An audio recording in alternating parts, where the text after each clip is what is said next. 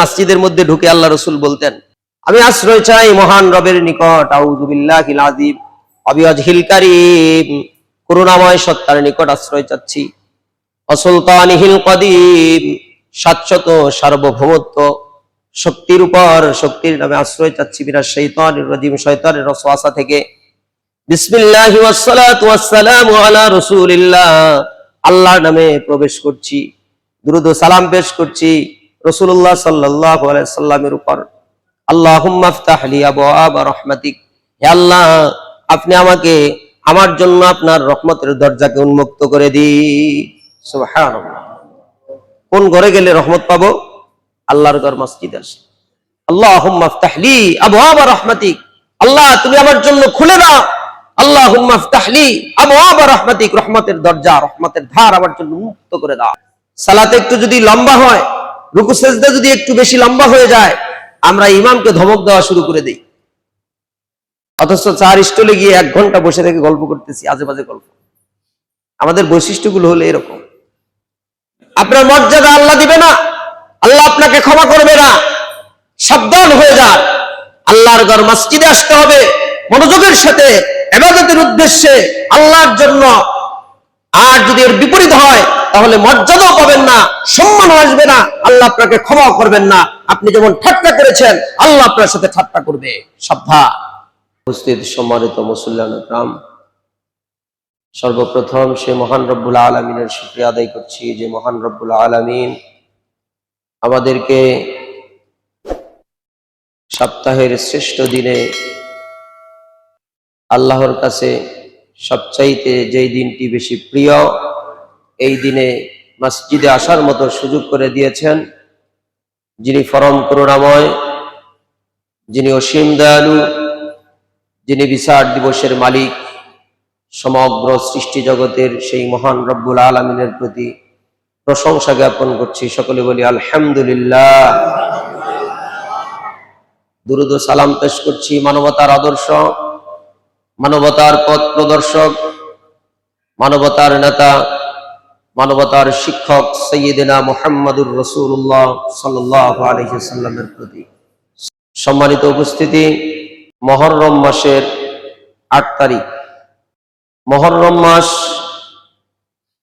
ইতিহাসের দিকে আরবি মাসের মধ্যে অন্যতম একটি মাস, যেই মাসে নির্ধারিত একটি দিনে অনেক কিছু ইতিহাস রয়েছে। যেই দিনটি হলো আমরা আশুরা হিসেবে চিনি। আল্লাহ সুবহানাহু ওয়া তাআলা আমাদেরকে এমন একটি মাসে তার আনুগত্য স্বীকার করার, তার ঘরে আসার এবং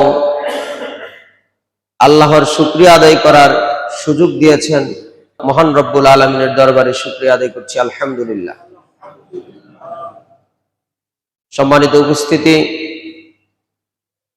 আমি সূরা আল বাকারা এর 114 নং আয়াত তেলাওয়াত করেছি, 7 নং সূরা আল আরাফ 31 নং আয়াত তেলাওয়াত করেছি, সূরা আল হাদিদ 57 নং সূরার 13 নং আয়াত তেলাওয়াত করেছি। গত জুমায় মসজিদ সংক্রান্ত বিষয়ের উপরে আলোচনা করেছিলাম। আজকে তারই ধারাবাহিকতায় মসজিদ সম্পর্কে যেই বিষয়গুলো আমাদেরকে জানা দরকার, যেগুলো গত জুমায় আলোচনার মধ্যে আসেনি, আজকে ইনশাআল্লাহ সংক্ষিপ্ত আকারে সেই বিষয়গুলো আলোচনা করার চেষ্টা করব ইনশাআল্লাহ। রব্বি জিদনি ইলমা, রব্বি ইশরাহ লি সাদরি ওয়া ইয়াসসির লি আমরি ওয়াহলুল উকদাতাম মিন লিসানি ইয়াফকাহু কওলি। মহান আল্লাহ তাআলা মহাগ্রন্থ আল কোরআনুল কারীম সূরা আল বাকারা 114 নং আয়াতের মধ্যে ঘোষণা করে বলেন, ওমান আযলামু মিম্মান মানাআ মাসাজিদাল্লাহি আন ইউযকারা ফীহা ইসমুহু ওয়া সাআ ফী খারাবিহা। তার চেয়ে বড় জালেম আর কে হতে পারে যে আল্লাহর মসজিদে আল্লাহর স্মরণ করাকে, আল্লাহর তাসবিহ গণনাকে, আল্লাহর ইবাদত করাকে বাধাগ্রস্ত করে। তার চেয়ে বড় জালেম আর কেউ হতে পারে না। সবচেয়ে বড় জালেম হলো সে যে আল্লাহর ঘরে ইবাদত করতে বাধা দেয়। ওয়াসাআ ফি খারাবিহা, আল্লাহ রাব্বুল আলামিন বলেন, এবং সেগুলোকে ধ্বংস করার চেষ্টা করে, সেগুলোকে নষ্ট করার চেষ্টা করে। এক শ্রেণী আছে, মসজিদ সমাজে প্রতিষ্ঠিত হোক এটা তাদের ভালো লাগে না, গান বাজনা প্রতিষ্ঠিত হোক, অপসংস্কৃতি প্রতিষ্ঠিত হোক এটা তাদের কাছে ভালো লাগে, আনন্দ লাগে। মন্দির তৈরি হোক এটা তাদের ভালো লাগে। আল্লাহ রাব্বুল আলামিন বলেন, উলাইকা মা কানা লাহুম আন ইয়াদখুলুহা ইল্লা খাইফিন। তাদের তো উচিত ছিল, অথচ তাদের তো উচিত ছিল তারা ভীত হয়ে মাথা নত করে এই ঘরের ভিতরে প্রবেশ করবে। এই ঘরে মানুষকে বাধা দেওয়া তো দূরের কথা, মানুষদেরকে ইবাদত থেকে সরিয়ে আনা তো দূরের কথা, এই ঘরকে ধ্বংস করার চিন্তা গবেষণা দূরে থাক। আল্লাহ বলছে এদের উচিত ছিল এরা মাথা নত করে ভীত হয়ে এই ঘরে প্রবেশ করা, এটা তাদের উচিত ছিল। অন্য পরিকল্পনা বাদ। কেননা লাহুম ফিদ দুনিয়া খিজিউ ওয়া লাহুম ফিল আখিরাতি আযাবুন আযীম, এদের জন্য রয়েছে দুনিয়াতে লাঞ্ছনা আর আখিরাতে এদের জন্য রয়েছে মহা আযাব। যারাই আল্লাহর ঘরের সাথে ঠাট্টা করে, আল্লাহর ঘরকে নিয়ে ব্যঙ্গচিত্র করার চেষ্টা করে, আল্লাহর ঘরে মানুষকে বাধা প্রদান করতে চায়, আল্লাহর ঘরের ধ্বংস কামনা করতে চায়, আল্লাহ ওদেরকে দুনিয়াতে অবশ্যই লাঞ্ছিত করবেন। তারা দুনিয়াতে লাঞ্ছিত হবেই হবে, আর তারা পরকালে মহা আযাবের মধ্যে গ্রেফতার হবে। অত্র আয়াত থেকে এটাই প্রমাণ।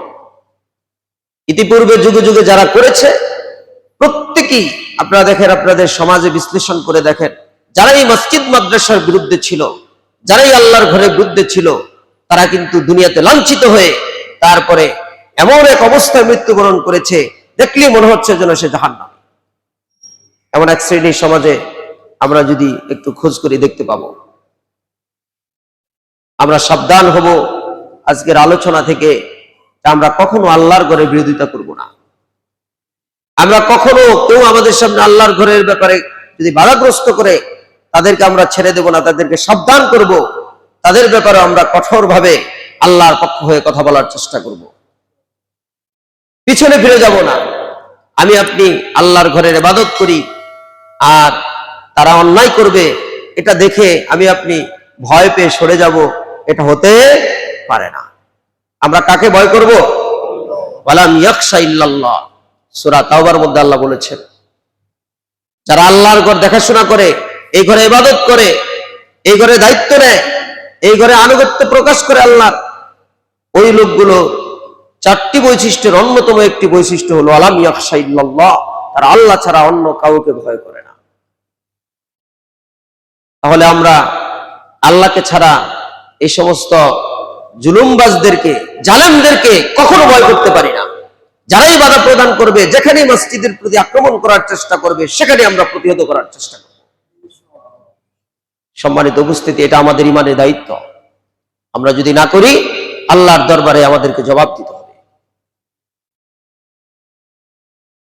আল্লাহ সুবহানাহু ওয়া তাআলা আমাদের সকলকে এই আয়াত বুঝার তৌফিক দান করুন, আমিন।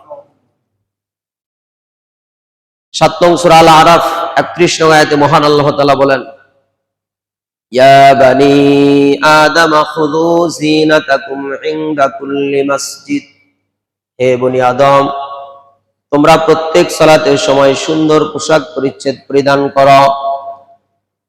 প্রত্যেক সালাতের সময় তোমরা সুন্দর পোশাক পরিচ্ছদ পরিধান করো। কে নির্দেশ দিয়েছেন? আল্লাহ। আমরা কোনো আয়োজনে গেলে সুন্দর পোশাক পরে যাই, কোনো অনুষ্ঠানে গেলে আমরা সুন্দর পোশাক পরিধান করে যাই, কিন্তু মসজিদে আসার সময় আমাদের সুন্দর পোশাক থাকে না। এটা অত্যন্ত দুঃখজনক ব্যাপার। আমরা সুন্দর পোশাক পরিধান করব, যার পোশাক একেবারে কম সে ওইটাকে পরিপাটি করে সুন্দর করে মসজিদে আসার জন্য ওইটাকে তৈরি করে রাখবে। আপনি যেই পোশাক পরে সবসময় দৌড়াদৌড়ি করেন, দেখা গেল ওই পোশাকে আপনার ময়লাও থাকতে পারে, কিন্তু নির্ধারিত একটা পোশাক যদি আপনি আলাদা করে রাখেন সালাতের জন্য সুন্দরভাবে, আপনার সালাতের ওয়াক্ত হওয়ার সাথে সাথে আপনি ওটা পরিধান করে মসজিদের দিকে আসলেন। সম্মানিত উপস্থিতি, আল্লাহর নির্দেশনা, আল্লাহ আমাদেরকে নির্দেশ দিয়েছেন ওয়াকুলু ওয়াশরাবু, আর তোমরা খাও এবং পান করো, ওয়ালা তুসরিফু, আর তোমরা অপচয় করো না, ইন্নাহু লা ইউহিব্বুল মুসরিফিন, নিশ্চয়ই অপচয়কারীকে ভালোবাসেন না।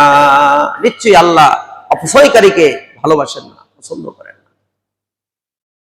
আল্লাহ বলছে তোমরা খাও পান করো, ওয়ালা তুসরিফু, অপচয় করো না। আমরা খাই এবং পান করি, সেখানে আমরা অনেক বেশি অপচয় করে থাকি। উযু করতে গেলে আমরা দেখব পানির ট্যাপ ছেড়ে দিয়ে পানি যদি উযু করি, দেখবেন এক ট্যাপের নিচে আপনি একটা বালতি রেখে দিলে ওই বালতিটা দেখবেন যে ভরে গেছে উযু করতে করতে। এরকমটা হয় না? একটু চেক দিয়ে দেখেন। উযু করার সময় আপনাকে লক্ষ্য রাখতে হবে পর্যাপ্ত পরিমাণে যেন পানি অপচয় না হয়। আল্লাহ রসুলের সময় অল্প পানি দিয়ে তিনি উযু করেছেন, অল্প পানি দিয়ে তিনি গোসল করেছেন। এখন বলবেন সেই সময় তো সংকট ছিল। সংকট না, ওটাই একটা আদর্শ ছিল, ওটাই শিক্ষা। তার চেয়ে একটু বেশি হতে পারে, তাই বলে এক বালতি পানি দিয়ে উযু করার কোনো প্রয়োজন নেই। হিসাব করে আমরা খরচ করব। আমরা খাইতে গেলে খাবারের আয়োজন করে পর্যাপ্ত খাবার নষ্ট করে ফেলে দেই আর বলি কিছু হবে না, কিন্তু আল্লাহ বলছে ওয়ালা তুসরিফু, তোমরা অপচয় করো না, ইন্নাহু লা ইউহিব্বুল মুসরিফিন, নিশ্চয়ই আল্লাহ অপচয়কারীকে ভালোবাসেন। সম্মানিত উপস্থিতি, আল্লাহর ঘর মসজিদের দিকে ধাবিত হওয়া অত্যন্ত গুরুত্বপূর্ণ একটি বৈশিষ্ট্য, একজন মুমিনের জন্য গুরুত্বপূর্ণ একটি বৈশিষ্ট্য। এবং আল্লাহর ঘর মসজিদের দিকে ধাবিত হলে আল্লাহ মানুষকে দুইটি পুরস্কার দেন। একটি হচ্ছে তার গুনাহ ক্ষমা করে দেন, আরেকটি হচ্ছে আল্লাহ তার মর্যাদাকে বৃদ্ধি করে দেন। সুবহানাল্লাহ। সুনান আত-তিরমিজি 51 নং হাদিস। আল্লাহ রাসূল সাহাবীদেরকে প্রশ্ন করেছেন, আলা আদুল্লুকুম আলা মা ইয়ামহুল্লাহু বিহিল খাতায়া ওয়া ইয়ারফাউ বিহিদ দারাজাত। আল্লাহ রাসূল বলেন, আমি কি তোমাদেরকে এমন একটি বিষয় জানাবো না, এমন একটি বিষয় বলবো না যার মাধ্যমে আল্লাহ রাব্বুল আলামিন তোমাদের গুনাহ ক্ষমা করে দিবেন এবং তোমাদের মর্যাদাকে বৃদ্ধি করে দিবেন? এমন একটি বিষয় কি আমি তোমাদেরকে বলবো না? ক্বালু বালা ইয়া রাসূলুল্লাহ, সাহাবীগণ বললেন, হে আল্লাহর রাসূল, হ্যাঁ। ক্বাল, আল্লাহর নবী বলেন, ইসবাগুল উযুই আলাল মাকারিহি, আর তা হচ্ছে কষ্টের সময় যথাযথভাবে উযু করা। কষ্টের সময় যথাযথভাবে উযু করলে, কনকনা শীতের মধ্যে উযু করতে মন চায় না, আজান দিছে মসজিদে যাবেন, উযু করে মসজিদে ঢুকতে মন চায় না, কিন্তু মুমিন ব্যক্তির কাছে কষ্ট অনুভব হলেও যদি সে উযু করে সুন্দরভাবে, উযু করার কারণে আল্লাহ তাআলা তার গুনাহ ক্ষমা করে দিবেন, তার মর্যাদা বাড়িয়ে দিবেন। সুবহানাল্লাহ। ওয়া কাসরাতুল খুতাই ইলাল মাসাজিদ, 2 নম্বর বৈশিষ্ট্য হলো যে ব্যক্তি বেশি বেশি মসজিদের দিকে গমন করে ওই ব্যক্তির গুনাহ ক্ষমা করে দেওয়া হবে আর তার মর্যাদাকে বৃদ্ধি করা হবে। সুবহানাল্লাহ। ওয়া কাসরাতুল খুতাই ইলাল মাসাজিদ, যে মসজিদের দিকে বেশি বেশি গমন করে, 5 ওয়াক্ত সালাতে মসজিদে যায়, অন্তত দৈনিক 5 বার সে মসজিদের দিকে যায়, মসজিদে গিয়ে হাজিরা দিয়ে আসে, ওই ব্যক্তির গুনাহ আল্লাহ ক্ষমা করে দেন, ওই ব্যক্তির মর্যাদা আল্লাহ বৃদ্ধি করে দেন। সুবহানাল্লাহ। এমন একটি মহৎ কাজ আমরা করার চেষ্টা করব ইনশাআল্লাহ। আল্লাহ রাসূল সাল্লাল্লাহু আলাইহি ওয়াসাল্লাম আরো বলেন, ওয়া ইনতিযারুস সালাতি বা'দাস সালাহ, 3 নাম্বার বৈশিষ্ট্য হলো যে ব্যক্তি 1 ওয়াক্ত সালাতের পর অন্য ওয়াক্ত সালাতের অপেক্ষায় থাকে। আল্লাহ রাব্বুল আলামিন ওই ব্যক্তির গুনাহ ক্ষমা করে দিবেন আর ওই ব্যক্তির মর্যাদাকে বৃদ্ধি করে দিবেন। যে ব্যক্তি এক ওয়াক্ত সালাতের পর অন্য ওয়াক্ত সালাতের জন্য অপেক্ষায় থাকে, অর্থাৎ আপনি জোহরের সালাত শেষ হলো, কখন আসর হবে আপনি অপেক্ষায় আছেন, আসর শেষ হলো কখন মাগরিব হবে অপেক্ষায় আছেন, আবার মাগরিব শেষ হলো কখন এশা হবে অপেক্ষায় আছেন, এশা শেষ হলো কখন ফজর হবে, ঘুমাতে গিয়ে চিন্তা করে ঘুমালেন মনের ভিতরে যে আমি কখন ফজরে উঠে সালাত করব, ওয়াক্ত হবে কখন, ফজর শেষ হলো কখন আবার জোহর হবে। আল্লাহ রাসূল বলেন ইন্তিজারুস সালাতি বা'দাস সালাহ, এক সালাতের পর অন্য সালাতের অপেক্ষায় যে ব্যক্তি থাকে আল্লাহ ওই ব্যক্তির গুনাহ ক্ষমা করে দেন, তার মর্যাদাকে আল্লাহ বাড়িয়ে দেন। সুবহানাল্লাহ, এরা আল্লাহর বিশেষ মেহমান। আমরা সুসংবাদজনিত কিছু শুনলে কি বলবো? সুবহানাল্লাহ। কি বলবো? আলহামদুলিল্লাহ। আল্লাহর প্রশংসা করব, আল্লাহর পবিত্রতা বর্ণনা করব। আমরা আল্লাহর গোলাম, আল্লাহর দাস। আমাদের কাজই হলো তার তাসবিহ গণনা করা, তাকে স্মরণ করা, তার ইবাদত করা। আমরা এই বৈশিষ্ট্যগুলো অর্জন করার চেষ্টা করব। এই হাদিসের মধ্যে তিনটি বৈশিষ্ট্য পাইলাম। একটি হলো কষ্টের সময় যথাযথভাবে উযু করা, 2 নম্বর হলো বেশি বেশি মসজিদের দিকে গমন করা, 3 নম্বর হলো এক ওয়াক্ত সালাতের পর অন্য ওয়াক্ত সালাতের অপেক্ষায় থাকা। আল্লাহ রাসূল বললেন ফাযালিকুমুর রিবাত, এটা হচ্ছে সীমান্ত পাহারা। প্রত্যেকটি রাষ্ট্রে সীমান্ত পাহারাদার থাকে, যারা রাষ্ট্রকে পাহারা দেয়, যারা রাষ্ট্রকে পাহারা দেয়, ওই দেশকে পাহারা দেয়, তারা হলো সীমান্ত প্রহরী। আর ইসলামের সীমান্ত প্রহরী হলো ওই লোকগুলো যার ভিতরে এই তিনটি বৈশিষ্ট্য আছে। সুবহানাল্লাহ। ওই ব্যক্তি ইসলামকে পাহারা দিতে থাকে, যে ব্যক্তি যথাসাধ্য কষ্টের সময় উযু করে, যে ব্যক্তি বেশি বেশি মসজিদের দিকে যায়, যে ব্যক্তি এক ওয়াক্ত সালাতের পর অন্য ওয়াক্ত সালাতের অপেক্ষায় থাকে, সে হলো ফাযালিকুমুর রিবাত। আল্লাহ রাসূল বলছেন এটা হলো সীমান্ত প্রহরা। আমরা ইসলামকে পাহারা দিতে চাই না ভাই? কে কে চাই? লিল্লাহি তাকবীর। আল্লাহ তুমি আমাদের সকলকে কবুল করো, আমিন। আমরা সীমান্ত পাহারা দিব, ইসলামকে পাহারা দিব।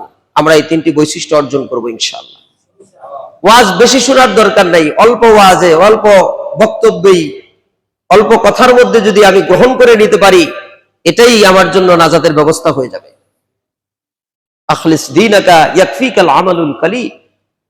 অল্প আমলই নাজাতের জন্য যথেষ্ট, যদি সেটা খাঁটি হয়।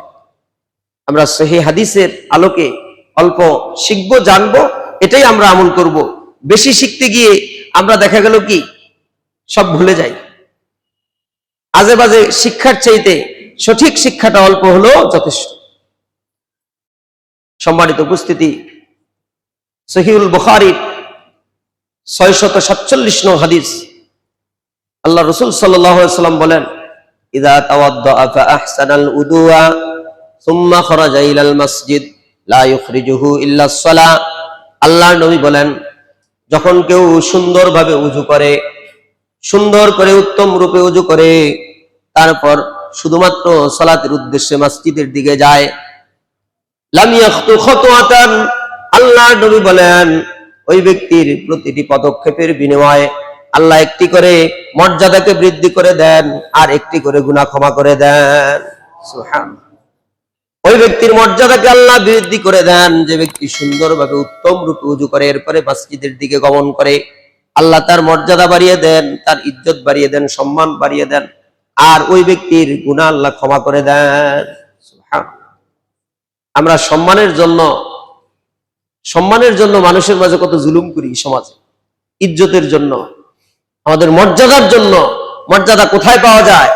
আল্লাহর ঘর মসজিদের দিকে গেলে।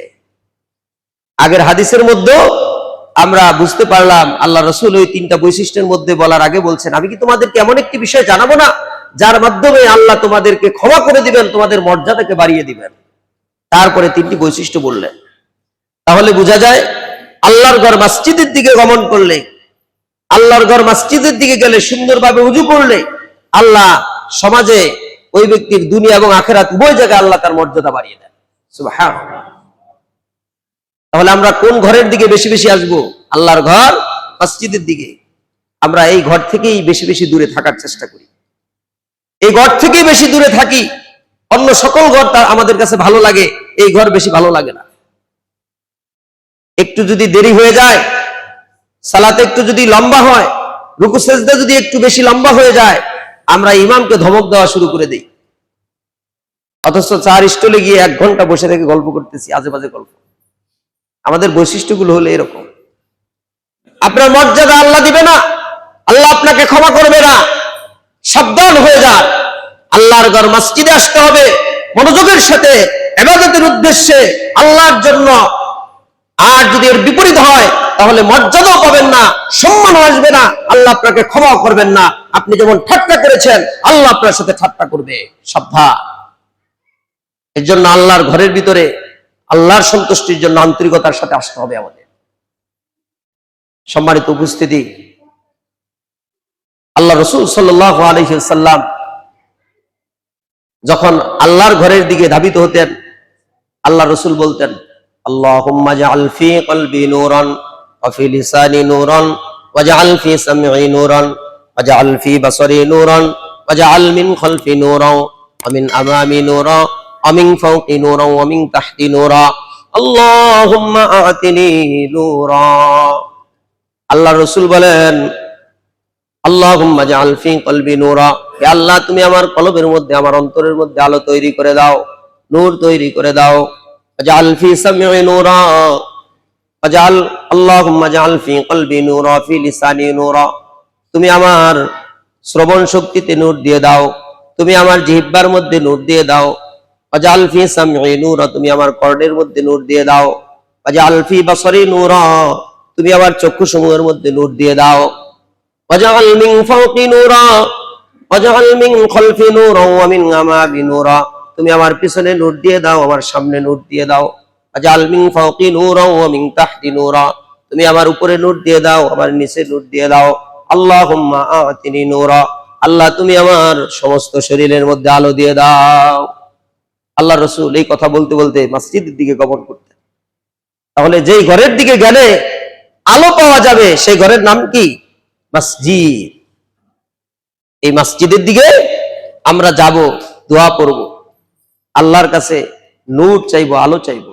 এই আলোর একদিন বিশেষ প্রয়োজন হবে, বিশেষ প্রয়োজন হবে। যেদিন এই আলো ওই ব্যক্তির কাছে না থাকবে, কিয়ামতের ময়দানে সে ব্যক্তি জান্নাতে যেতে পারবে না। যার কাছে আলো থাকবে সে সেই দিন ভয়ঙ্কর আযাব থেকে 50,000 বছর পর্যন্ত বিচারের ময়দানে ভয়ঙ্কর শাস্তি থেকে বেঁচে যাবে। সম্মানিত উপস্থিতি, আল্লাহ রাসূল সাল্লাল্লাহু আলাইহি ওয়াসাল্লাম এই দোয়াগুলো পড়তেন। মসজিদে আসার বিশেষ কিছু আদব রয়েছে।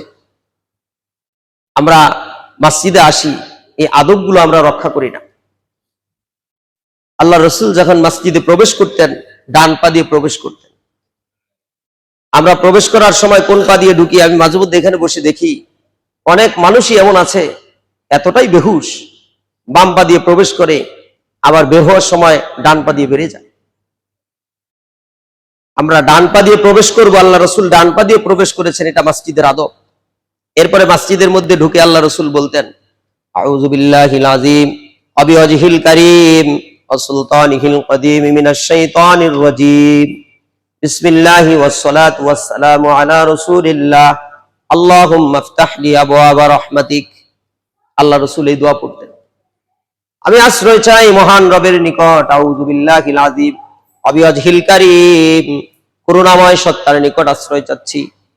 অসুলতানিহিল কদীম, শাশ্বত সার্বভৌমত্ব শক্তির উপর, শক্তির নামে আশ্রয় চাচ্ছি, মিনাশ শাইতানির রাজীম, শয়তানের ওয়াসওয়াসা থেকে। বিসমিল্লাহি ওয়াস সালাতু ওয়াস সালামু আলা রাসূলিল্লাহ, আল্লাহর নামে প্রবেশ করছি, দুরূদ ও সালাম পেশ করছি রাসূলুল্লাহ সাল্লাল্লাহু আলাইহি ওয়াসাল্লামের উপর। আল্লাহুম্মা ইফতাহ লি আবওয়াবা রাহমাতিক, হে আল্লাহ আপনি আমাকে, আমার জন্য আপনার রহমতের দরজাকে উন্মুক্ত করে দিন। সুবহানাল্লাহ। কোন ঘরে গেলে রহমত পাবো? আল্লাহর ঘর, মসজিদ আসে। আল্লাহুম্মা ইফতাহ লি আবওয়াবা রাহমাতিক, আল্লাহ তুমি আমার জন্য খুলে দাও। আল্লাহুম্মা ইফতাহ লি আবওয়াবা রাহমাতিক, রহমতের দরজা, রহমতের ধার আমার জন্য উন্মুক্ত করে দাও। আমরা এই ঘরের দিকে বেশি বেশি আসবো। এরপরে আল্লাহর নবী যখন বের হতেন তখন বলতেন বিসমিল্লাহি ওয়াসসালাতু ওয়াসসালামু আলা রাসূলিল্লাহ আল্লাহুম্মা ইন্নী আসআলুকা মিন ফাদলিক। বের হওয়ার সময় বাম পা দিয়ে বের হতেন। বাম পা দিয়ে বের হওয়া হলো মসজিদের আদব। আমরা ডান পা দিয়ে বের হব না, বাম পা দিয়ে বের হব। কোন পা দিয়ে প্রবেশ করব? ডান পা দিয়ে। বের হব কোন পা দিয়ে? এগুলো কিন্তু আমাদের শিক্ষার একটা পার্ট, অংশ। এগুলো মক্তবে ওস্তাদরা ছোটবেলা আমাদেরকে শিখিয়েছেন, হয়তো আমরা আজকে ভুলে গিয়েছি, অথবা এমন প্রেশানিতে আমরা পড়েছি, দুনিয়ার এতই প্রেশানির মধ্যে আছি, এই ঘরে কোন পা দিয়ে ঢুকবো সেটা আমাদের মনে থাকে না। মনে করতে হবে। আল্লাহ রসুল এই দোয়া পড়ে বের হতেন, আল্লাহর নামে বের হচ্ছি, দুরুদ ও সালাম পেশ হোক নবী মুহাম্মদ সাল্লাল্লাহু আলাইহি সাল্লামের উপর। আল্লাহুম্মা ইন্নী আসআলুকা মিন ফাদলিক, হে আল্লাহ তুমি আমার উপর অনুগ্রহ নাজিল করে দাও। আল্লাহুম্মা আসিমনি মিনাশ শাইতানির রাজীম, আল্লাহ তুমি আমাকে শয়তানের ওয়াসওয়াসা থেকে রক্ষা করো। এই কথাও আল্লাহ রসুল বলতেন, অন্য হাদিসের মধ্যে এসেছে বের হওয়ার সময়। অর্থাৎ এমন এক ঘর থেকে বের হচ্ছি, তারপরে শয়তান আমাকে আক্রমণ করতে পারে, তুমি তা থেকে আমাকে বাঁচাও। শয়তান সবসময় প্রস্তুত আপনার আমাকে জাহান্নামে নেওয়ার জন্য। কোথায় নেওয়ার জন্য? জাহান্নামের মধ্যে নেবে। তার লক্ষ্য উদ্দেশ্যই হচ্ছে সে নিজেও জাহান্নামে যাবে এবং বনি আদমের মধ্য থেকেও কাউকে না কাউকে নিয়ে জাহান্নামে যাবে। এজন্য শয়তান থেকে আশ্রয় চাইতে হবে। সম্মানিত উপস্থিতি, এই ঘরে প্রবেশ করলে আরেকটি আদব আছে। সে আদব হলো, এই ঘরে প্রবেশ করে আল্লাহর রসুল বলছে 2 রাকাত সালাত আদায় না করে তোমরা বসো না। ইযা দাখালাল মসজিদ, যখনই তোমরা মসজিদে প্রবেশ করবে তখন তোমরা বসবে না হাত্তা, যতক্ষণ না পর্যন্ত 2 রাকাত সালাত আদায় না করবে। ফাসাল্লি রাকাতাইন, যতক্ষণ না তুমি 2 রাকাত সালাত আদায় করবে ততক্ষণ পর্যন্ত তুমি বসবে না। এটা কে নিষেধ করেছেন? মুহাম্মদুর রাসূলুল্লাহ সাল্লাল্লাহু আলাইহি ওয়াসাল্লাম। তিনি আমাদের নেতা, তিনি আমাদের আদর্শ, আমাদের পথ প্রদর্শক। তিনি আমাদেরকে নির্দেশ দিয়েছেন। প্রত্যেকটি দলের একজন বিশেষ নেতা থাকে। মুসলমানদের দলের নেতার নাম কি? মুহাম্মদুর রাসূলুল্লাহ সাল্লাল্লাহু আলাইহি ওয়াসাল্লাম। আবার বলেন, মুহাম্মদুর রাসূলুল্লাহ সাল্লাল্লাহু আলাইহি ওয়াসাল্লাম আমাদের নেতা। মুহাম্মদুর রাসূলুল্লাহ সাল্লাল্লাহু আলাইহি ওয়াসাল্লাম। এখানে যারা আছেন এক একজন এক এক দল করেন, এক একজন এক এক দলের থাকতে পারেন, এক এক মতাদর্শের থাকতে পারেন, কিন্তু সকলের নেতা কে? মুহাম্মদুর রাসূলুল্লাহ সাল্লাল্লাহু আলাইহি ওয়াসাল্লাম। সব পাতি নেতাগুলো বাদ, একজন হবে নেতা, তিনি হলেন মুহাম্মদুর রাসূলুল্লাহ সাল্লাল্লাহু আলাইহি ওয়াসাল্লাম। তার আদর্শ ফলো করলে এই দুনিয়ার যত পাতি নেতা আছে এগুলো সব বাতিল হয়ে যাবে, সব বাতিল হয়ে যাবে, সব ছেড়ে দিতে হবে। তাকেই আদর্শ মনে করতে হবে। তিনি দুনিয়াতে নেই, কিন্তু তার আদর্শগুলো কিয়ামত পর্যন্ত যে ব্যক্তি বাস্তবায়ন করার চেষ্টা করবে জীবনে বেঁচে থেকে, ওই ব্যক্তিকে আল্লাহ তাআলা সরল রাস্তার উপরে রেখে দিবেন। ওই ব্যক্তির উপর আল্লাহর ভালোবাসা আসবে, ওই ব্যক্তিকে আল্লাহ ক্ষমা করে দিবেন। আল্লাহ তাআলা সূরা আল ইমরানের মধ্যে এই কথাই ঘোষণা করেছেন, কুল ইন কুনতুম তুহিব্বুনাল্লাহ, বলুন যদি কেউ আল্লাহকে ভালোবাসতে চায় তাহলে সে যেন ফাত্তাবিউনি, আপনাকে অনুসরণ করে, ইউহিব্বুকুমুল্লাহ ওয়া ইয়াগফির লাকুম যুনুবাকুম আল্লাহু গফুরুর রহিম। তাহলে আল্লাহ ওই ব্যক্তিকে ভালোবাসবেন এবং ওই ব্যক্তির সকল গুনাহগুলো আল্লাহ ক্ষমা করে দিবেন। সুবহানাল্লাহ। তাহলে মুহাম্মদুর রাসূলুল্লাহ সাল্লাল্লাহু আলাইহি ওয়াসাল্লাম হলেন আমাদের নেতা, তিনি হলেন আমাদের আদর্শ, তিনি হলেন আমাদের শিক্ষক, তিনি হলেন আমাদের পথ প্রদর্শক। একমাত্র তাকে মেনেই আমাদের জীবন পরিচালনা করব ইনশাআল্লাহ। আর কোন নেতা হবে আমাদের? সম্মানিত উপস্থিতি, অন্য কোন নেতা ধরলে আপনার পরকাল হারিয়ে ফেলবেন। পরকাল যেন আমাদের না হারায়। যেদিন অনন্তকালের যে সময় আমাদের আপনার সামনে আসবে, সেই সময়টা যেন আমরা পরিপূর্ণভাবে আল্লাহর ভালোবাসা নিয়ে আল্লাহর সামনে যেন উপস্থিত হতে পারি, সেইভাবে করে আমাদের চলতে হবে। কারণ প্রত্যেকটি মানুষই মৃত্যুর স্বাদ গ্রহণ করবেই করবে। আল্লাহ রসুল সাল্লাল্লাহু আলাইহি ওয়াসাল্লাম একবার খুতবা দিচ্ছিলেন, এক ব্যক্তি এসে মসজিদের ভিতরে বসে পড়লেন। আল্লাহ রসুল ওই ব্যক্তিকে বললেন, আসল্লাই, তুমি কি সালাত পড়েছো? ক্বালা লা, লোকটি বলল না। তখন আল্লাহ রসুল বললেন, কুম, দাঁড়াও, ফাসল্লি, রাকাতাইন, 2 রাকাত সালাত আদায় করো। খুতবা শোনাটা অত্যন্ত গুরুত্বপূর্ণ বিষয়।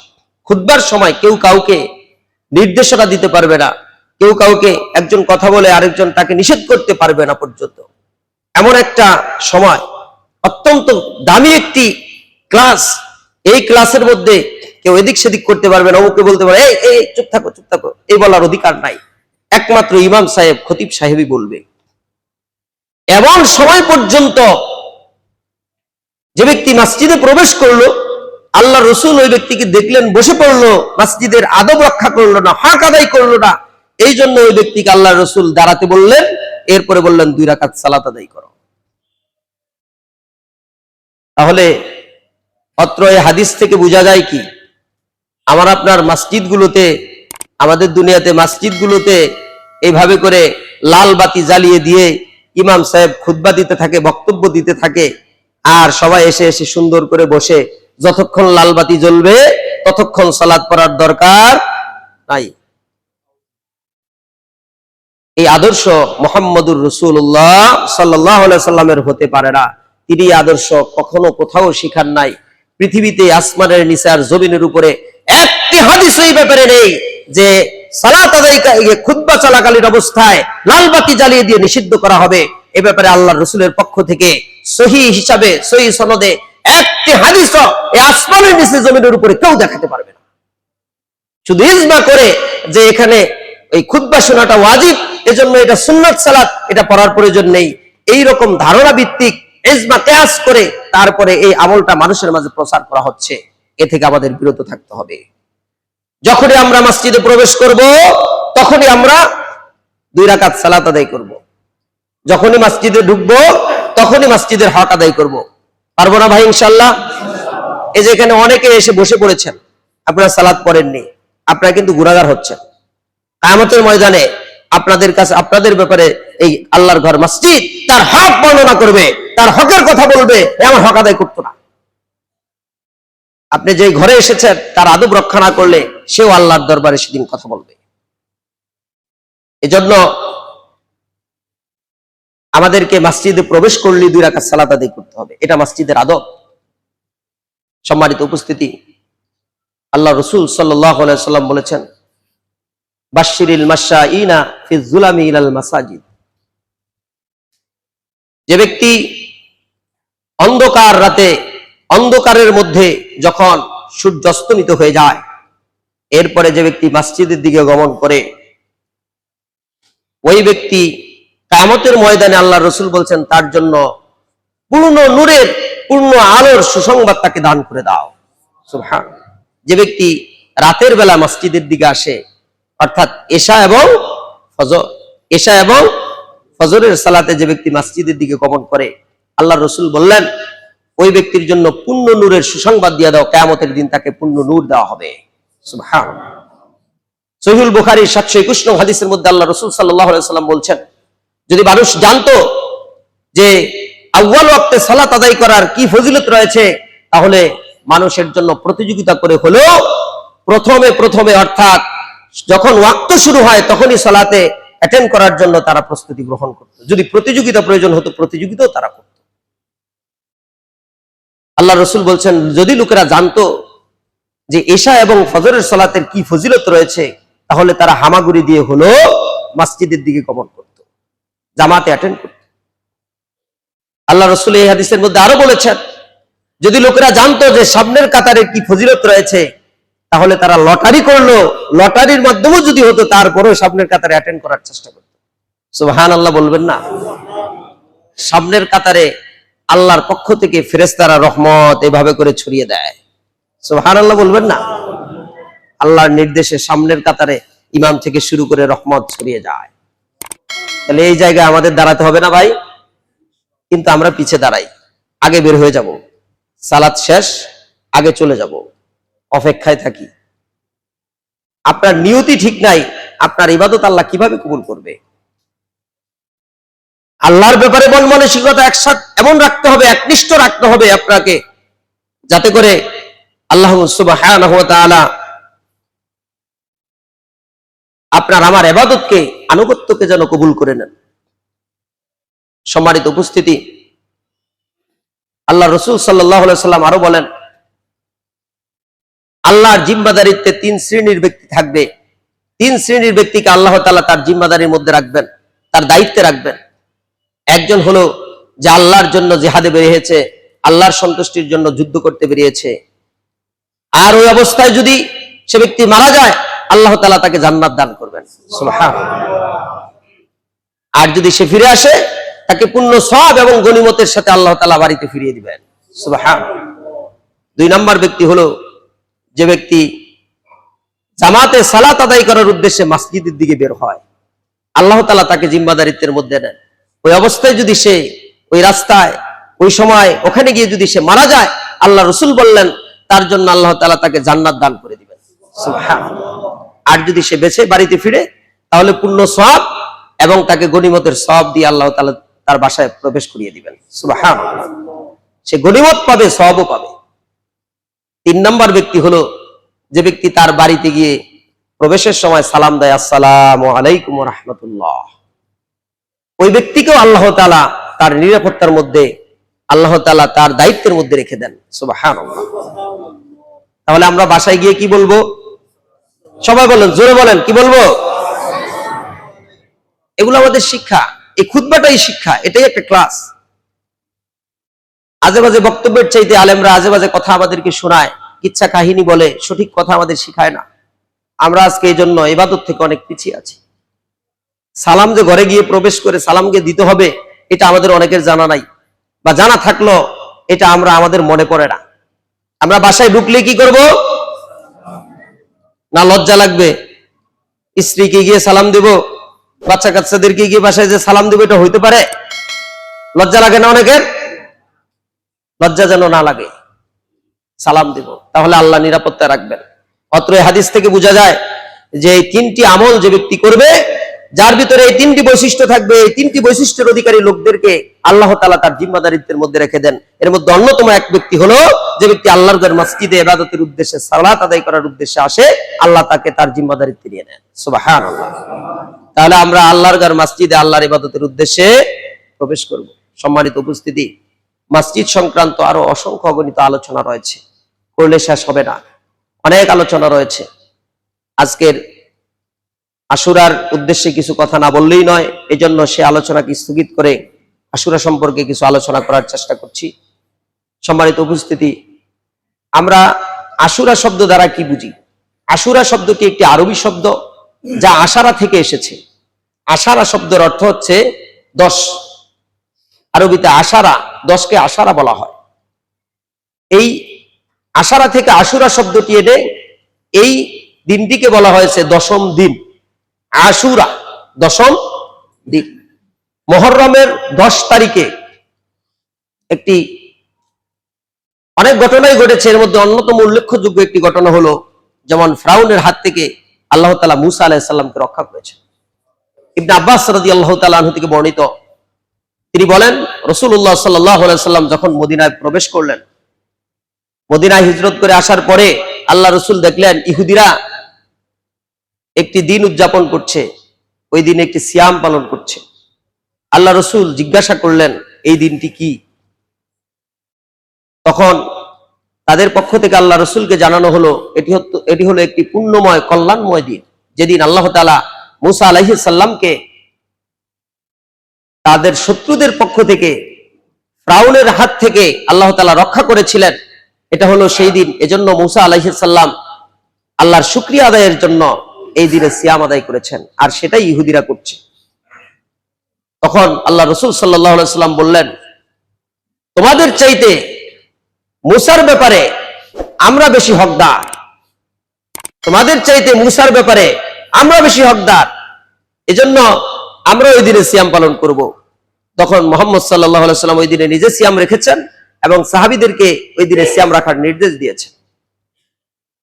আল্লাহ রাসূল সাল্লাল্লাহু আলাইহি ওয়াসাল্লাম অন্য হাদিসের মধ্যে বলেছেন, আমি যদি আগামী বছর বেঁচে থাকি, তাহলে আমি 9ই মুহররমের 9 তারিখও সিয়াম রাখব। অর্থাৎ ইহুদিরা রাখে একদিন, আমরা ব্যতিক্রম করার জন্য, তাদের বৈশিষ্ট্যকে ব্যতিক্রম করে আমরা আমল করার জন্য আমরা রাখবো কয়দিন? 9, 10 অথবা 10, 11। আল্লাহ রাসূল এর ফজিলত বর্ণনা করেছেন, সিয়ামু ইয়াউমি আশুরা আহতাসিবু আলাল্লাহি আন ইউকাফিরা আস-সানাতাল্লাতী ক্বাবলাহু। আমি আশা রাখছি আল্লাহর কাছে যে এই আশুরার দিনের ব্যাপারে যে ব্যক্তি এই দিন সিয়াম রাখবে তার পূর্ববর্তী 1 বছরের গুনাহ আল্লাহ ক্ষমা করে দিবেন, গুনার কাফারা হয়ে যাবে। সুবহানাল্লাহ। 1 বছরের গুনার কাফারা হয়ে যাবে আশুরার দিনের সিয়াম। তাহলে আমরা আশুরার দিনের সিয়াম পালন করব ইনশাআল্লাহ। আশুরার আরো অসংখ্য অগণিত ঘটনা রয়েছে। আবার এই আশুরাকে কেন্দ্র করে অনেক ধরনের পাপাচারিতা, অশ্লীলতা, ইসলামের নামে বেহায়াপনা ছড়ানো হচ্ছে, এক শ্রেণী ছড়াচ্ছে। যেমন এর মধ্যে এক শ্রেণী হলো শিয়ারা এই দিন বিভিন্নভাবে এই দিনটিকে উদযাপন করে থাকেন, তাদের কাছে সবচেয়ে আনন্দের দিন মনে হয়। আবার এক শ্রেণী তাদের মধ্যে এই দিনকে সবচেয়ে শোকের দিন হিসাবে গায়ের ভিতরে চাবুক দিয়ে আঘাত করতে থাকে। এগুলো সব ইসলাম বহির্ভূত কাজ, ইসলাম বিদ্বেষী কাজ, ইসলাম বিরোধী কাজ। এগুলোকে আমরা মনে প্রাণে ঘৃণা করি, আমরা এগুলো থেকে বিরত থাকব। শিয়াদের আকীদা মুসলমানদের আকীদার সাথে মিলে না। শিয়ারা সম্পূর্ণভাবে ইহুদি খ্রিস্টান থেকে তৈরি, তারা ইসলামকে ধ্বংসের উদ্দেশ্যে এসেছে, সুতরাং তাদের বৈশিষ্ট্য আমাদের গ্রহণ করা যাবে না। হাদিসে যা এসেছে আমরা সেইভাবে এটা আমল করব। এই দিনকে কেন্দ্র করে বাজে ধরনের বেহায়াপনা যেন আমার আপনার পরিবারের মাধ্যমে না ছড়ায়, এই জন্য আমরা সতর্ক এবং সাবধান থাকবো।